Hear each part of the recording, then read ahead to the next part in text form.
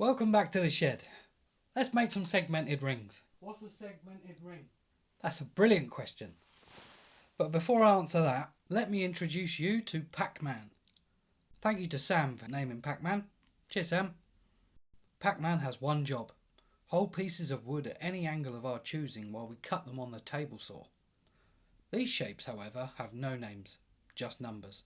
That's because they're made of horrible plastic.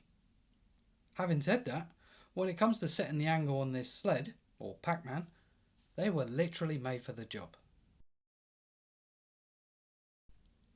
Number 12 has been selected. A stop block is clamped in place. Let's cut some segments.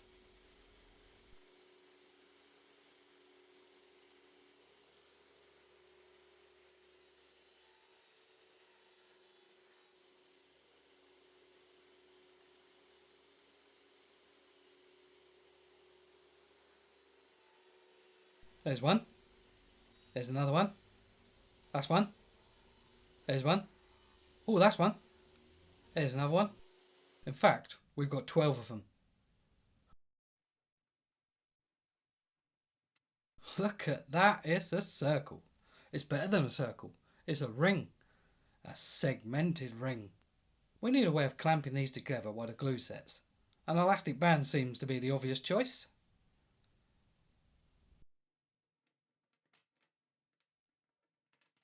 Let's try that again, shall we?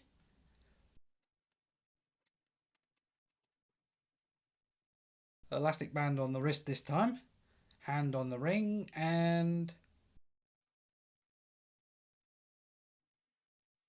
look at that. Well done, everybody. New skill unlocked.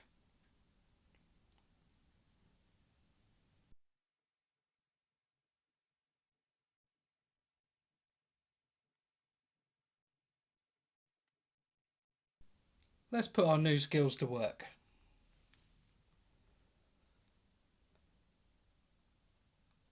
Clamping forces being applied to the outside of the ring now.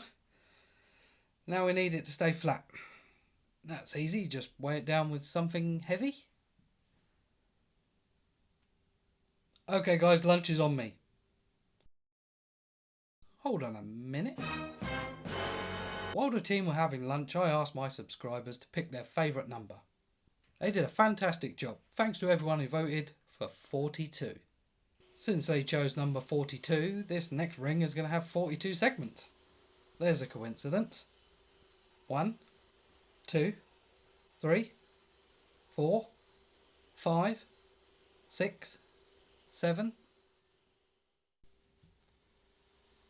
There's 40, 41, and finally we have 42.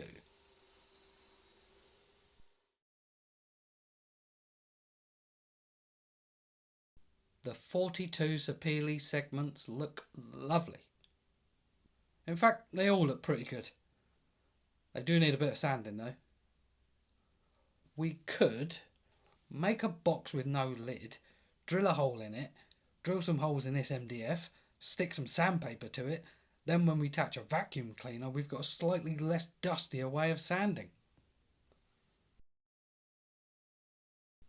Which looks like this. Or we could be watching the CNC do it. Which do you prefer? Manual sanding? Vote now. CNC flattening? Vote now.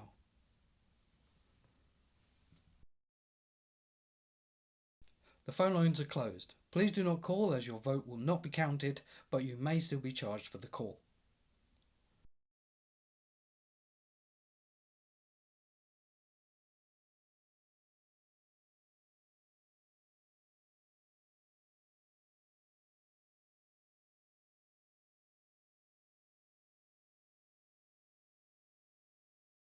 Look at that, it's a bunch of flat rings. There's no need for elastic bands this time, we're using the old rub the bits together technique.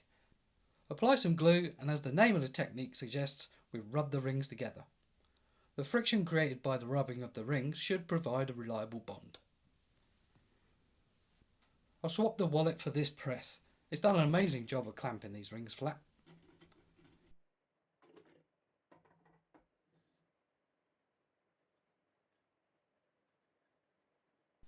but these three don't fit.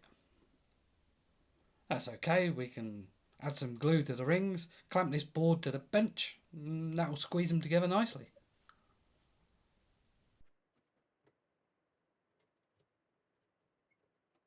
And that's the final glue up done. Oh, hold on a minute. We need one of these.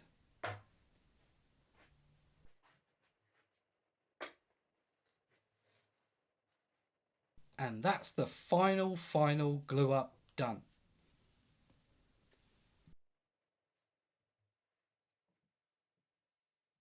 It's taken 2 days of cutting and gluing to get to this point. I hope it's balanced. Ha! Look at that! Never any doubt. This end piece here will give us somewhere to put the tailstock so we can turn between centres.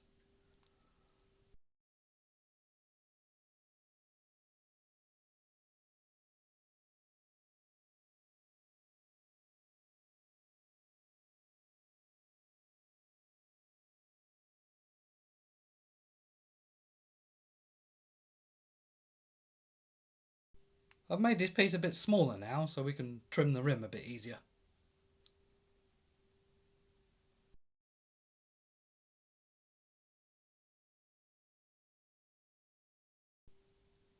The big bumps are gone, so let's give the bowl gouge a try.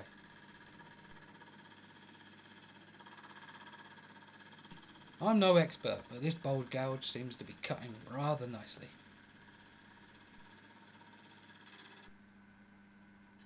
I'm no expert, but this bowl gouge seems to be cutting quite badly. Is it the technique or the tool? We can answer that question by switching to a 1/2 inch spindle gouge. That's better. There you go. It was the tool. Nothing wrong with... Nope.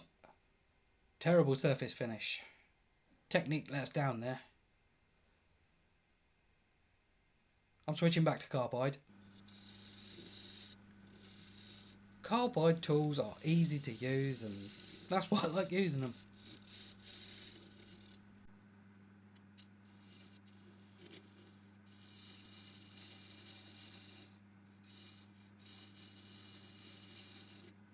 This scraper has a curved cutting edge, and that means we can use it to create curves. Side note, steel scrapers are easy to use and do a great job of cleaning up the mess left behind by the 1/2 inch spindle gouge.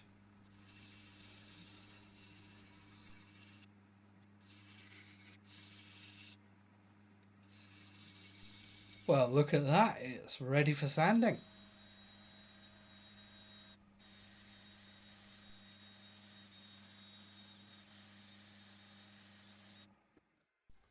I'm a bit apprehensive about turning the inside. That looks really bumpy in there. Thankfully the 42 segment rings are pretty round to start with. There isn't much wood to remove in this first ring, but let's take it easy anyway.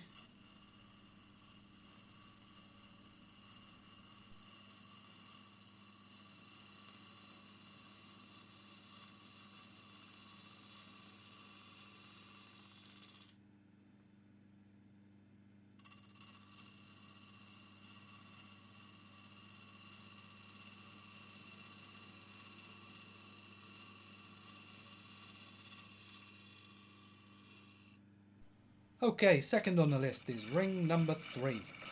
Very light cuts with the square carbide cutter until this dodecagon becomes a circle.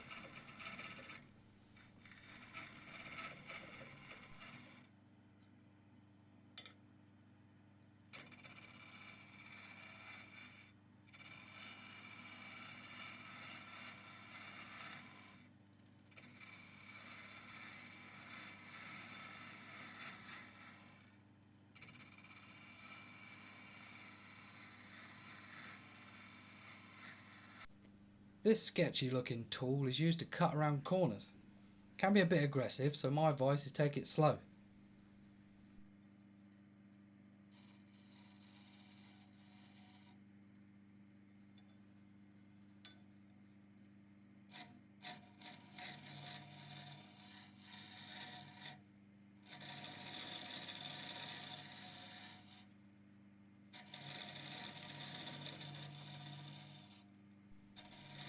Who needs an MVQ and elastic bands when we can do this on the lathe?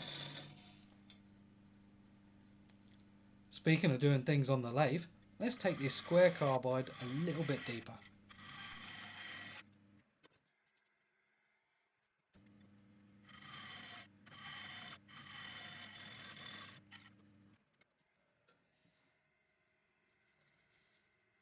Still looks a bit rough, but let's not push our luck like last time.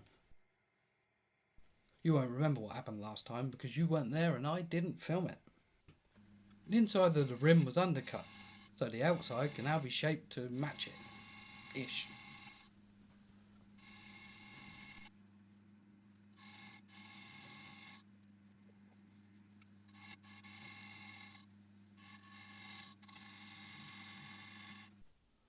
This really is quite rough.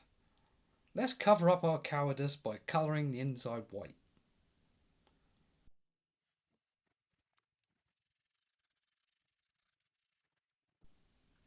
I don't know about you, but I'm feeling much braver now. While the inside is drying, let's make the outside shiny with some abrasive paste and some wax.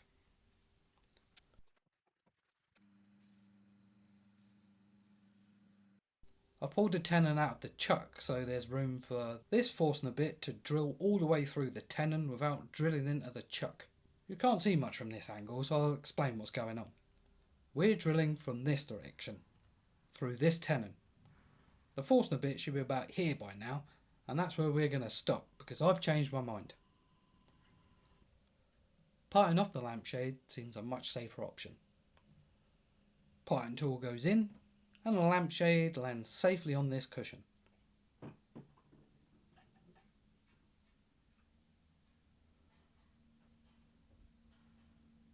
No damage done. That needs to be cleaned up though. A bit of 180 will sort that out.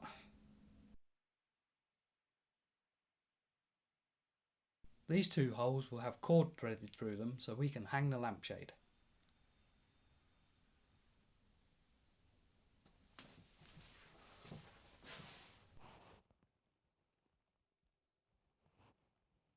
Look at that, it's a lampshade. I'll talk to you next time.